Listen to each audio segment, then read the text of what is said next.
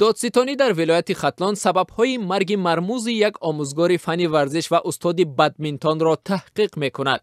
جسد حاکم علی خالمیرزایوی 56 ساله، دیرکتور مکتب ورزشی ناحیه شهرتوز روز 4 نوامبر در حدود ورزشگاه محلی پیدا شد و فرضیه اولین تفتیشات این است که آموزگار خودکشی کرده است.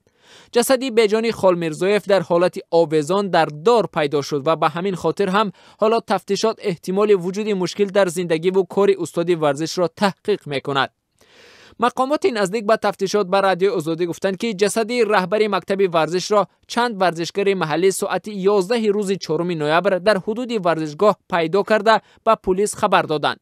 نزدیکان و همکاران حاکم علی خالمیرزایف میگویند که درباره مشکلات در زندگی استاد ورزش، احتمال قرضداری یا با کسی در حالت دشمنی قرار داشتن او هیچ اطلاعی ندارند. مکتب ورزشی که او رهبری میکرد دولتی و زیر نظر کمیته جوانان ورزش و رایگان بود و تخمینا از 10 نمود ورزش نظیر والیبال، کاراته، شاهمات، بدمینتون و دیگرها درس میداد. یکی از هدفهای دیگر تفتیشات این است که ربط احتمالی مرگ او به کار و مشغولیت وی سنجیده شود. فرخ تورقلوف رهبر بخش جوانان حکومت ناحیه شهرتوز روز 8 نوامبر در صحبت با رادیو آزادی گفت که حاکم علی خالمیرزایف 6 سال اخیر رهبر بود و از آموزگاران تجربه دار شناخته میشد. وی گفت خودکشی او بسیاری ها را حیرت زده کرده است. مدیر مکتب ورزشی ناحیه شهرتوز روز خودکشی کرده است که دیگر همکاران و ورزشکاران برای شرکت در یک مسابقه به ناحیه ناصر خسرو سفر کردند.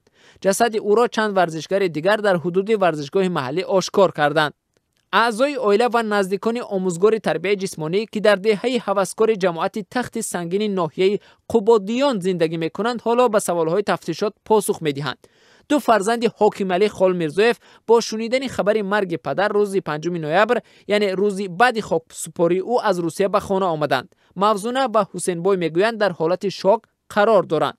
خانم گلنوره همسر حاکم علی خالمیرزایف میگوید که هر دوی آنها آموزگار بودند و از همین حساب زندگیشان را پیش میبردند.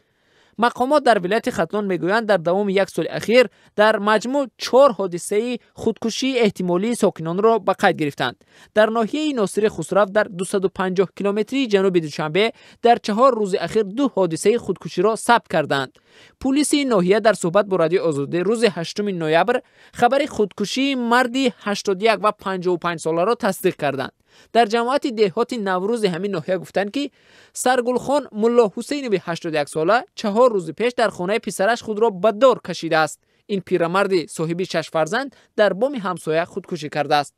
جسد خدایار استنقلوف ساکن جماعت دهات فیروزه هم شب 7 به 8 نوامبر همچنان با نشانه‌های خودکشی از راه دار آویزی آشکار شد.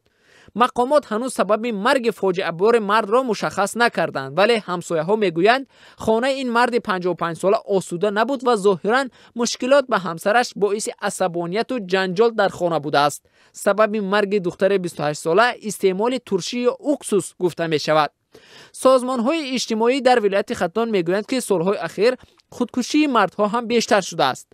در 9 ماه سال جاری حدود 10 نفر مرد خودکشی کردند. از اول سال جاری 129 حالت سوءقصد به جان و خودکشی ثبت شده است که در نتیجه 89 نفر به هلاکت رسیدند. بیش از 50 نفرشان زنان بودند.